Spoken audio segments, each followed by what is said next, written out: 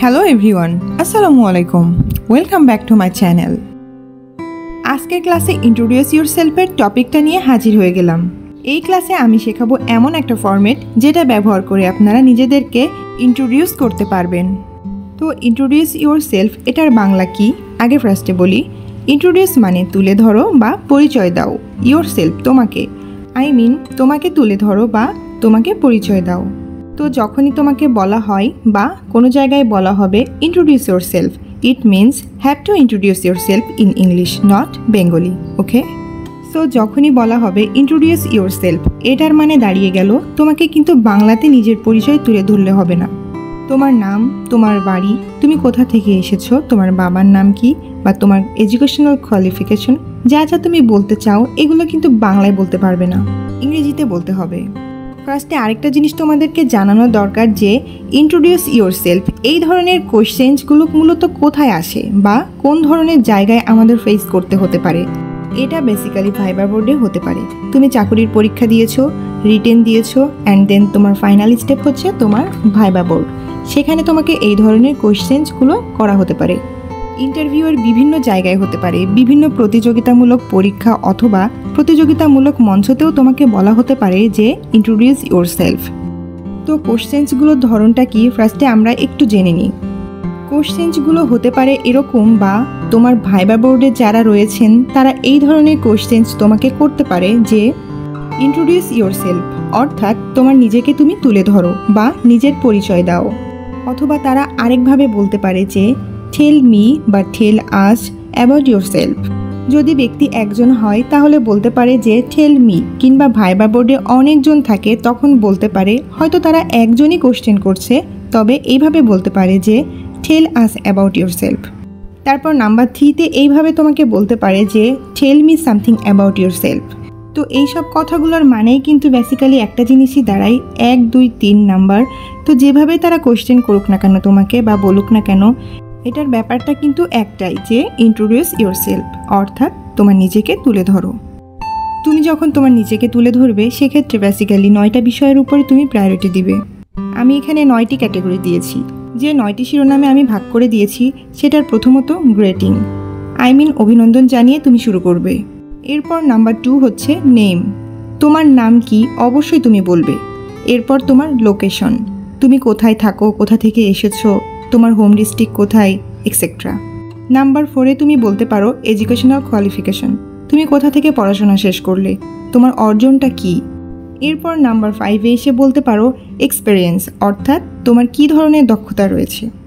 তারপর নাম্বার 6-এ family, number 7-এ হবি অর্থাৎ শখ, নাম্বার 8-এ এজ, তোমার বয়স কত, অ্যান্ড নাম্বার 9-এ your goal, your mission, your future plan, etcetera. প্রসঙ্গত এখানে বলতেই হয়, যদি ইন্ট্রোডিউস ইউরসেলফ বলে তবে সেই ক্ষেত্রে ফ্যামিলি, হবি অ্যান্ড এজ এই 3টে খুব বেশি ভাইটাল নয়, এগুলো তুমি স্কিপ করতে পারো, এগুলো না বললেও চলবে। বাট এমন হয় না যে ইন্ট্রোডিউস ইউরসেলফ ইন 5 মিনিটস, তোমাকে বলা হলো 5 মিনিটের ভিতরে তোমার নিজেকে তুমি তুলে ধরো। তখন একটা বিষয় হয়ে যায় যে 5 মিনিট ধরে আমি আসলে কি বলবো। বাট যখন সময় মেনশন করে নাই, নর্মালি বললো যে ইন্ট্রোডিউস ইউরসেলফ, তখন তুমি এই 2-3টা বাদ দিয়ে বলতেই পারো। বাট যখন সময় প্রসঙ্গটা এসে যায় তখন একটু বেশি সময় ধরে তোমাকে বলতে হয়, তখন বেসিক্যালি এই 6, 7 এবং 8 নম্বরটা তুমি অ্যাড করে বলতে পারো। এবার আমরা প্র্যাকটিক্যালি দেখব গ্রেটিংটা কিভাবে করতে হয়। এখানে যতগুলো শিরোনাম উল্লেখ করেছি সেগুলো কিভাবে বলতে হয় তা বিস্তারিত দেখব। ওকে, প্রথমটা হলো গ্রেটিং। ফার্স্টে তুমি বলছো যে হ্যালো, গুড আফটারনুন। সেটা আফটারনুন না হয়ে মর্নিংও হতে পারে, ইভিনিংও হতে পারে। এটা ডিপেন্ড করবে কোন সময় তোমাকে বলা হয়েছে ইন্ট্রোডিউস ইউরসেলফ। তো সেই ক্ষেত্রে আমি সময় মেনটেন করে বলবো যে গুড আফটারনুন কিংবা গুড মর্নিং কিংবা গুড ইভিনিং। অ্যান্ড দেন তুমি একটু মডিফাই করে কথাটাকে একটু সুন্দরভাবে বলার জন্য তুমি এটা অ্যাড করে দিতে পারো যে আই এম রিয়েলি থ্যাঙ্কফুল, আমি খুব বেশি কৃতজ্ঞ, টু ইউ, আপনার উপরে অথবা আপনাদের উপরে, you all, as you have given me a chance to introduce myself, যেহেতু আপনি আমাকে একটি দারুণ সুযোগ দিয়েছেন নিজেকে পরিচয় করার জন্য। তো এটাই হলো গ্রেটিং। বাট এখানে একটা বিষয় মাথায় রাখতে হবে তোমাকে, কথা বলার সময় কিছু বিষয়, কিছু মিস্টেক কিন্তু মারাত্মক তোমার একটা বিপর্যয় নিয়ে আসতে পারে। কিংবা তোমার সম্পর্কে একটা ব্যাড ধারণা আসতে পারে। যেমন তোমাকে বিকেলবেলা বলা হলো ইন্ট্রোডিউস ইয়োরসেলফ, তো বিকেলবেলার বিষয়টা তোমার মাথায় নেই। তুমি এই ফরম্যাটটা মুখস্থ করে গেছো, তারপরে হ্যালো গুড আফটারনুন বলেই তুমি শুরু করেছো, বাট তোমাকে সময়টা দেওয়া হয়েছে ইভিনিং। তো এই বিষয়টা মাথায় রেখে এই জায়গাগুলোতে সঠিক সময় সঠিক শব্দচয়ন করে বসাতে হবে, না হলে কিন্তু তারা বুঝেই নিবে যে তুমি একটা ফরম্যাট মুখস্থ করে এসেছো। এই জায়গাটা কিন্তু খুব মারাত্মক জায়গা, তাই আমি এখানে আন্ডারলাইন করে দিচ্ছি যাতে সহজে বুঝতে পারো। Okay, so hello good afternoon, I am really thankful to you as you have given me a chance to introduce myself. Okay, done. এরপরে তুমি তোমার নাম বলো। তো নেম বলার অনেকগুলো ধরন রয়েছে, তুমি যে কোনো একটা অনুসরণ করতে পারো। বলতে পারো মাই নেম ইজ লুনা, কিংবা বলতে পারো আই অ্যাম লুনা, অথবা বলতে পারো দিস ইজ লুনা। তবে এখানে একটা কথা বলা দরকার, মাই নেম ইজ লুনা এই কথাটা অ্যাভয়েড করাই দরকার, এটা শুনতে একটু বাচ্চাদের মতো মনে হয়। তোমরা শুরু করতে পারো আই অ্যাম লুনা এটা দিয়ে। আরেকটি বিষয় তোমাদের বলি, দিস ইজ দ্বারা তোমরা সাধারণত শুরু করবে সেখানে যেখানে অনেক অডিয়েন্সের সামনে তোমাকে কথা বলতে বলা হচ্ছে, ঠিক আছে? ভাইবা বোর্ডে 4 থেকে 5 জন অনারেবল জাজেস রয়েছেন বা টিচার্স রয়েছেন, তাদের ক্ষেত্রে তুমি দিস ইজ না বলে আই অ্যাম বলবে। যেমন আই অ্যাম লুনা বা মাই নেম ইজ লুনা, এটা বললেও সমস্যা নেই। তবে যখন তুমি মঞ্চে দাঁড়িয়ে নিজেকে ইন্ট্রোডিউস করছো, শুধু সেই ক্ষেত্রেই দিস ইজ ড্যাশ অর্থাৎ দিস ইজ লুনা এটা ব্যবহার করতে পারে। তাহলে বোঝা গেল অনেক অডিয়েন্সের সামনে যখন আমরা কথা বলবো তখন নিজের নাম বলার সময় দিস ইজ বলে নিজের নামটা বলতে পারি। ওকে, ডান। এরপরে এসে যায় লোকেশন, অর্থাৎ তুমি কোথা থেকে এসেছো। তো লোকেশনের ক্ষেত্রে তুমি বলতে পারো আই অ্যাম ফ্রম চিটাগাং, আমি চিটাগাং থেকে এসেছি। অথবা একটু গ্রামাটিক্যালি একটু কারেকশন করে বলতে পারো I have come from Chittagong. অথবা এটাও বলতে পারো আমি চিটাগংয়ে জন্ম নিয়েছি বাট আমি বেড়ে উঠেছি ঢাকায়। এই ফরম্যাটটা কিন্তু ইউজ করতে পারো যে I was born in Chittagong but grown up in Dhaka, অর্থাৎ আমি চিটাগাংয়ে জন্ম নিয়েছি কিন্তু বেড়ে উঠেছি ঢাকাতে। ওকে, ডান। এরপর ভাইটাল একটি টপিক এসে যায় উল্লেখ করার জন্য, তুমি কোথা থেকে লেখাপড়া করেছো, আই মিন এডুকেশনাল কোয়ালিফিকেশনস।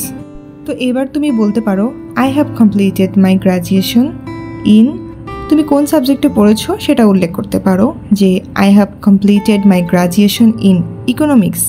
তারপরে কোন প্রতিষ্ঠানে পড়েছো সেটা উল্লেখ করতে পারো, যেমন I have completed my graduation in economics from Dhaka university. Okay, clear.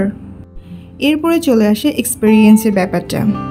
তুমি যে জায়গায় এখন ভাইভায় অবস্থান করছো, যেখানে তোমাকে ইন্ট্রোডিউস ইয়োরসেলফ করতে বলা হচ্ছে, যে প্ল্যাটফর্মে তুমি দাঁড়িয়ে আছো, তুমি তো জানোই কিসের জন্য তোমাকে ডাকা হয়েছে। সে রিলেটেড যদি তোমার এক্সপেরিয়েন্স থাকে তাহলে সেখানে তোমার এক্সপেরিয়েন্সটা বলো। বাট একটা বিষয় মাথায় রাখতে হবে যে তুমি যে জায়গায় দাঁড়িয়ে আছো বা যে প্ল্যাটফর্মে কাজ করতে চাও সেটার সাথে যদি তোমার এক্সপেরিয়েন্স না মিলে তাহলে সেটা তুমি অ্যাভয়েড করলে তোমার জন্য বেটার হবে। সো তুমি এইভাবে বলতে পারো যে I have 3 or 4 years of experience doing as assistant English teacher. ধরো ইংলিশের একটি টিচার নিয়োগ দেওয়া হচ্ছে, তো সেই জায়গায় তুমি বললে যে অ্যাসিস্ট্যান্ট ইংলিশ টিচার হিসাবে 3 থেকে 4 বছর অভিজ্ঞতা রয়েছে আমার। I have 3 or 4 years of experience doing as assistant English teacher. এরপর চলে আসে ফ্যামিলি। আমি কিন্তু আগেই বলেছি ফ্যামিলি, হবি অ্যান্ড এজ এইগুলা খুব বেশি ম্যান্ডেটরি নয়, তোমরা ইচ্ছা করলেই বাদ দিতে পারো এটা, বিকজ কিছু বিষয় আছে তোমার যারা ভাইবা নিচ্ছেন বা অনারেবল জাজেস যারা রয়েছেন ভাইবা বোর্ডে, তারা কিন্তু এগুলা জানতে চায় না। এগুলা খুব বেশি যৌক্তিক নয় চাকরির ক্ষেত্রে, ওই প্রাসঙ্গিক বিষয় ক্ষেত্রে। বাট তুমি যদি একটু লম্বা সময় ধরে ইংরেজিতে কথা বলতে চাও, মেবি তুমি ইউজ করতে পারো। ফ্যামিলির পরিচয় এইভাবে দিতে পারো যে I am from a family of 4 or 5, অর্থাৎ 4-5 জনের মেম্বারের ফ্যামিলি থেকে আমি এসেছি। আমি 4 or 5 দিয়েছি, যে কোনো একটি দেবে তোমরা। তাহলে বাংলাটা কি দাঁড়াচ্ছে, I am from a family of 4, অর্থাৎ আমি 4 জন সদস্যের একটি পরিবার থেকে এসেছি। তার সাথে লাগিয়ে দিতে পারো I am the eldest in my family, অর্থাৎ আমি আমার পরিবারের ভেতরে সবচাইতে বড় সন্তান। এইসব জায়গায় একটা কথা বলি, যখন তুমি একই ধরনের বাক্য 2-3 বার বলছো, যেমন পরিবার নিয়ে কিন্তু তুমি এই বাক্যগুলো বলছো, সবগুলো কথাই কিন্তু পরিবার রিলেটেড। দেখো সাবজেক্ট কিন্তু একই রকম, আই দিয়ে শুরু হয়েছে, তো আই কথা বলছে বারবার, তখন তুমি এই জায়গাগুলোতে অ্যান্ড ইউজ করতে পারো। যেমন I am from a family of 4 and I am the eldest in my family. তো এভাবে করে বললে কি হয়, তোমার কথাগুলো শুনে কিন্তু মনে হয় না যে তুমি একটা ফরম্যাট মুখস্থ করে এসে কথা বলছো। নেটিভ স্পিকাররা যেভাবে কথা বলে সে কথাগুলোর মধ্যে কিন্তু ওয়েল, অ্যান্ড, দ্যাটস ওয়াই এই ধরনের কিছু ফ্রেজাল এক্সপ্রেশন কিন্তু তারা দিয়ে থাকে। ওকে, ফ্যামিলির ভিতরে কিন্তু আরও একটি বাক্য অ্যাড করতে পারো যে except my father and mother I have a little sister, অর্থাৎ বাবা এবং মা ব্যতীত আমার একটি ছোট বোন আছে। এরপর চলে আসি হবি, অর্থাৎ তোমার শখ কী। এইসব হবির ক্ষেত্রে যেটা দেখা যায়, যেসব অনারেবল জাজেস রয়েছেন, অর্থাৎ যারা তোমার ভাইবা নিচ্ছেন, তারা কিন্তু অনেক সময় প্রশ্ন করতে পারেন যে well so I would like to know what's your hobby, অর্থাৎ তোমার হবিটা কী সেটা আমি একটু জানতে চাই। তখন তুমি বলতে পারো I like to spend some time doing roof farming, অর্থাৎ আমি কিছু সময় মাঝে মাঝে ছাদ কৃষি করে সময় কাটাই। I mean roof farming is my hobby, অর্থাৎ আমার মনে হয় রুফ ফার্মিংয়ে হয়তো আমার শখ। ওকে, এইভাবে কিন্তু তুমি তোমার শখের কথা তুলে ধরতে পারো। এবার আসি এজের ক্ষেত্রে। এজটা যে খুব বেশি ম্যান্ডেটরি নয় সেটা কিন্তু আমি এর আগেও বলে এসেছি। সো তারপরেও যদি বলতে চাও এভাবে বলতে পারো মাই এজ ইজ 28, অর্থাৎ আমার বয়স 28 বছর। অথবা এভাবেও বলা যায় যে I am 28 years old. And finally your goal, তোমার লক্ষ্যটা কী সেটাকে একটু তুলে ধরতে পারো। Finally I would like to express my future goal, অথবা বলতে পারো ফিউচার প্ল্যান অর ড্রিম, আমার ভবিষ্যৎ লক্ষ্য, আমার উদ্দেশ্য বা আমার স্বপ্ন এক্সেট্রা। সেটা হতে পারে জয়নিং দিস জব, এই জবে যোগদানের মাধ্যমে। I want to serve the country, অর্থাৎ এই জবে যোগদানের মাধ্যমে আমি দেশের সেবা করতে চাই বা দেশের কল্যাণ করতে চাই। এই ফরম্যাটটা তুমি একটু ভালোভাবে মাথায় রেখে দাও। এই ফরম্যাটটা মাথায় রাখলে নিজের মাঝে দারুণ একটা আত্মবিশ্বাস কাজ করবে, মনে হবে আমি কিছু একটা জানি, কোনো একটা জায়গাতে যে অ্যাটলিস্ট ইন্ট্রোডিউস করা যাবে ইংলিশে। ওকে, এতক্ষণ যা যা শিখলাম আমরা একটু এক পেজে দেখে নেব। তো এতক্ষণ ধরে যা শিখলাম এটাই হলো সেইটুকু, অর্থাৎ অ্যাট এ গ্লান্স। তো এই হলো ইন্ট্রোডিউস ইউরসেলফ। আশা করি এই ফরম্যাটটি তোমাকে আরও বেশি আত্মবিশ্বাসী হতে সাহায্য করবে। তো এটা ঝটপট মুখস্থ করে রাখো এবং বারবার রিভিশন দিতে চেষ্টা করো। তো আজকের ক্লাসটি এখানেই শেষ করছি। ভালো লাগলে অবশ্যই লাইক, কমেন্ট এবং বন্ধুদের মাঝে শেয়ার করবেন। Thanks for watching.